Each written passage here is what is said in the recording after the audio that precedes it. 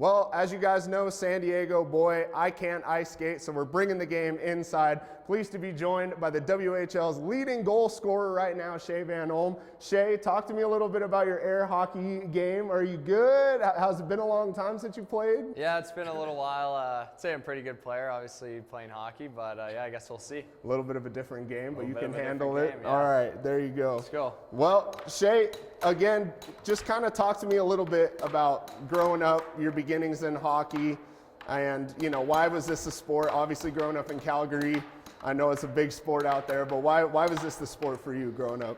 Yeah, for sure. I mean, yeah, I was born in Calgary and then actually moved to Montreal and grew up in Quebec. Oh, there's one for you there. There's an own goal there. Yeah, I grew up in Quebec and to be honest, just followed in my older brother's footsteps. And he played hockey from a young age and in the backyard rink. So yeah, I just started that way. And I guess when did you first notice that your game was getting to that level where you could think about being professional? Yeah, I think around in Pee Wee, they do the Pee Wee Prospects Cup in Calgary, and we had the tryouts there for that, and then moving into I'm getting dominated. Moving into Bantam, you think about the Bantam draft and stuff is a big thing. So yeah, I think when I got drafted by Edmonton there, I think that was kind of the first step in the right direction. So yeah, I'd say from that point on. And then talk to me a little bit about your beginnings in the WHL with Edmonton. You guys win the cup. Brad was your head coach back then. Yeah. What's it like playing for that guy, and take me through that experience? Yeah, I mean it's full circle, right? Yeah. Having Brad as a Brad as a rookie and then as a 20-year-old player has been it's been awesome. He's a phenomenal coach and a great leader and role model.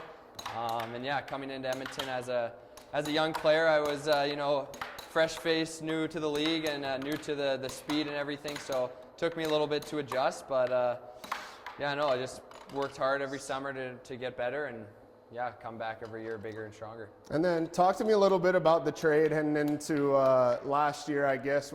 What was kind of your mindset when you get moved, and how do you kind of adapt when you get to a new team? Yeah, for sure. I mean, being traded is it's part of our game, whether you like it or not. And when I was traded at the deadline to Spokane, I was super happy and fortunate to come to a team that was in a playoff push. And yeah, I know it was awesome. We had a great run to the playoffs last year. Fell short in the first round, but it's good to get those building years to build towards a season like this. And I think in your first 2 years in Edmonton, you had 8 goals apiece in your first 2 full seasons. Yeah. And then last year you had 24. What changed? Yeah, I mean, I think opportunity and ice time is a big thing. There you go.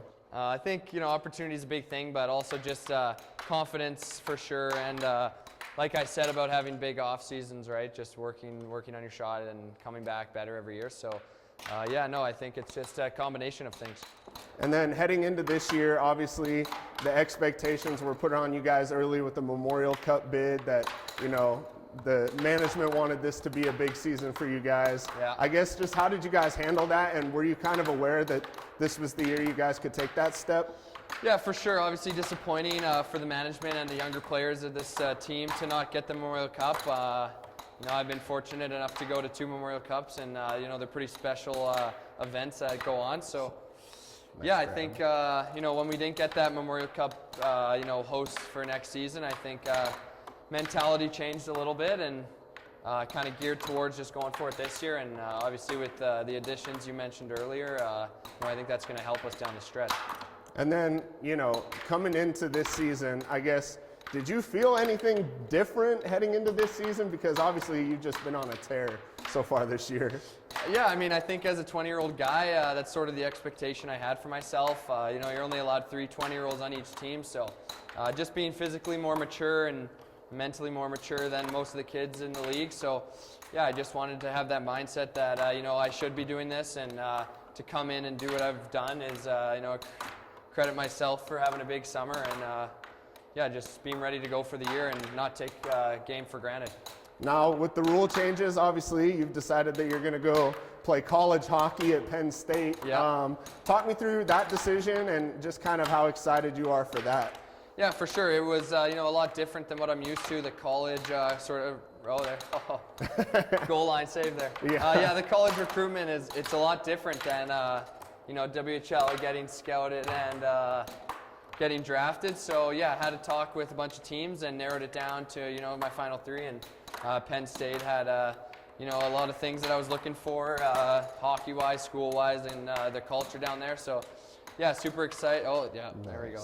Super excited to have the opportunity to go there.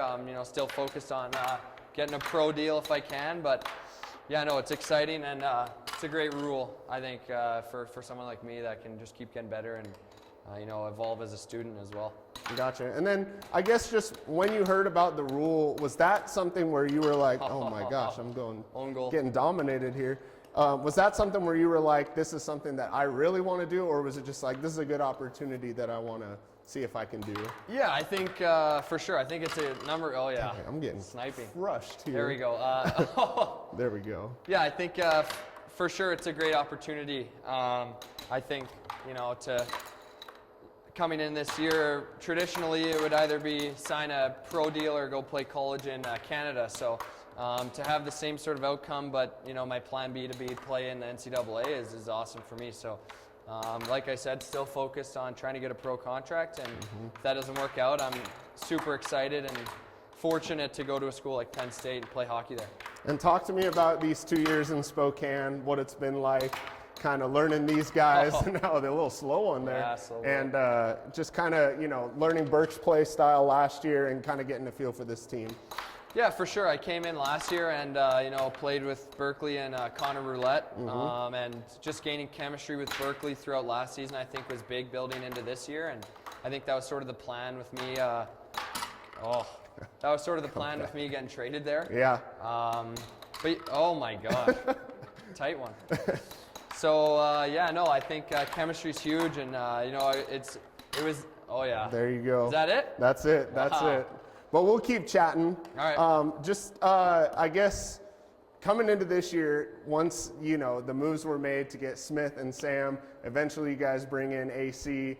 It seems like you guys were going for it from the beginning. Yeah. What has that been like playing with these 2 guys on that top line and also the rest of this team, as it seems like this is the team that management thinks can get you guys to a Memorial Cup? Yeah, for sure. I think, first and foremost, as 3 great people we brought into the organization, great teammates and leaders as well. Obviously, all 3 of those guys have a lot of experience in this league. And then, touching on playing with Andrew and Berkeley, it's been amazing. 2 very highly skilled guys. Obviously, their kind of reputation speaks for itself. And then just for me, just getting open, going to the dirty areas and getting pucks back for them and going to the net is sort of my game. And I think, like Berkeley said, complement each other. And now leading the league in goals, is that more what you're doing out there, or is that the help you're getting from these guys setting you up? Yeah, I got to give those guys credit. I think I can still score on my own, I think. But yeah, for sure. I try not to think about it. Obviously, just trying to score just to help the team get wins. And yeah, Berkeley and Andrew are pretty good passers. So I'm ready to shoot if they're going to put it in my wheelhouse. And as you guys look forward to the rest of the season, if this is your last year in junior hockey, what would it mean to get back to the Memorial Cup and bring one back to Spokane? Yeah, for sure, it'd mean a lot. Obviously, we got to win our way there. So our focus is the playoffs and having a deep run. And I can't look too far ahead. But for me, obviously, been there twice, and I've lost the Mem Cup twice. So 3rd time's a charm. And I really hope we can get back there. I think that'd be really special for me personally, especially with Brad. That'd be super full circle. So, yeah, it's super exciting, and I believe in our group. And my last one for you, it seems like clutch time this year, the puck finds its way onto your stick. What about those moments makes you kind of rise to your best level? Yeah, for sure. I mean, that's who you want to be. You want to be counted upon in the last minute of the game and in overtime and things like that. So, yeah, I think clutch factor, clutch gene, or whatever you want to call it. But, I got to give credit to my line mates again. It's a team effort out there. All right, Shea Van Olm, another L for Andrew. We'll keep trying, though. Thanks, Shea. Awesome, thank you. Appreciate you. Thank you.